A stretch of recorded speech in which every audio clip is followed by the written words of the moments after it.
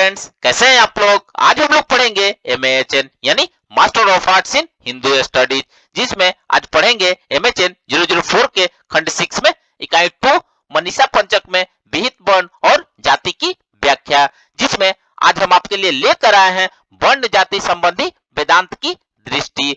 तो video start करने से पहले जो भी फ्रेंड्स हमारे चैनल पे नए आए हैं कृपया चैनल को सब्सक्राइब कर ले और बेल आइकन को प्रेस कर दे, ताकि जो भी लेटेस्ट वीडियो हमारे चैनल पे आए वो सबसे पहले आपको मिल सके। तो आइए ज्यादा टाइम को न लेते हुए चलते हैं अपने टॉपिक पर। मनीषा पंचक में विहित वर्ण और जाति की व्याख्या में वर्ण जाति संबंधी वेदांत की दृष्टि के बारे में पढ़ते हैं। तो आइए वीडियो को स्टार्ट करते हैं।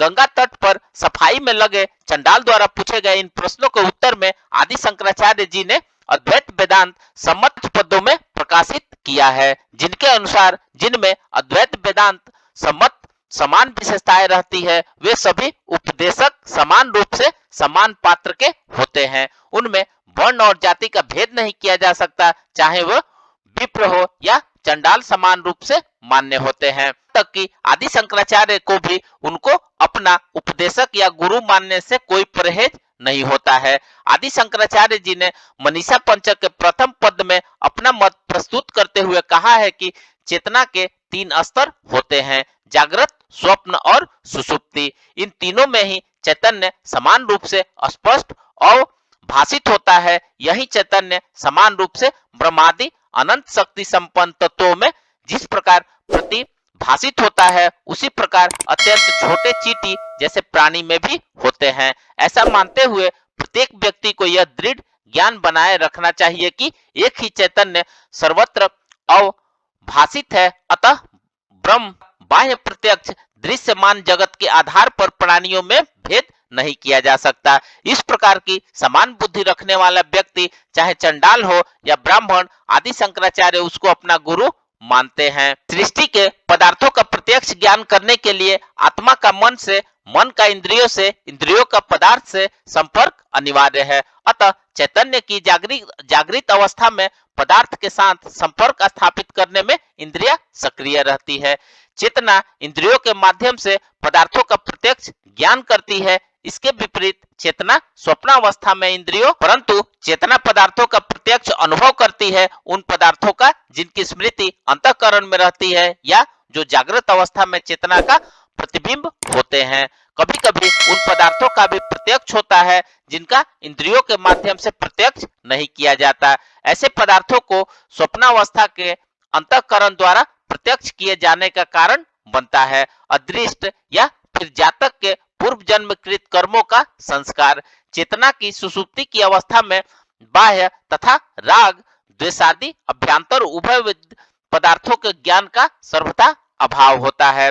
बुद्धि भी निष्क्रिय हो जाती है, ज्ञाता, ज्ञान और ज्ञेय तीनों का विलय हो जाता है। परंतु सुषुप्ति की अवस्था से जगने पर जीव निर्विषयक सुख का अनुभव करता है। यह सर्वमान्य तथ्य है कि तीनों ही अवस्थाओं में चैतन्य की समान रूप से अवस्थिति रहती है, क्योंकि यह चैतन्य ही है जो सुख और दुख का अनुभव करता है।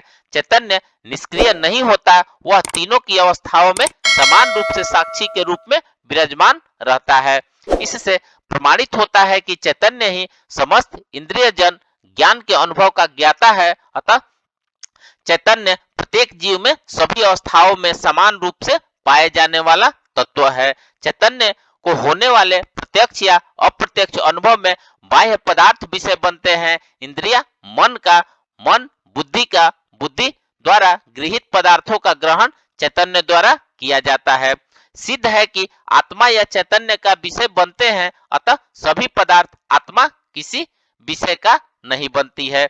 जिस व्यक्ति का यह अनुभव स्थिर हो जाता है वह शुद्ध चैतन्य स्वरूप है और उससे भिन्न है मन, बुद्धि, इंद्रिया तथा बाह्य पदार्थ तथा भौतिक शरीर। वह व्यक्ति वस्तुतः ज्ञानी कहलाता है। ऐसा व्यक्ति आदि शंकर का गुरु बनने के योग्य है। ऐसा ज्ञानी व्यक्ति चाहे चंडाल हो या ब्राह्मण, उसको गुरु या उपदेष्टा मानने में आदि शंकर को कोई परहेज नहीं है। ज्ञानी की अवस्था में वर्ण तथा जाति के बाह्य भेद कारण स्वतः समाप्त हो जाते हैं। फ्रेंड्स, इस प्रकार से आज हमने मनीषा पंचक में विहित वर्ण और जाति की व्याख्या में वर्ण जाति संबंधी वेदांत की दृष्टि के बारे में पढ़ा। तो मिलते हैं एक नए वीडियो के साथ में, तब तक हमारे चैनल पे बने रहिए। धन्यवाद।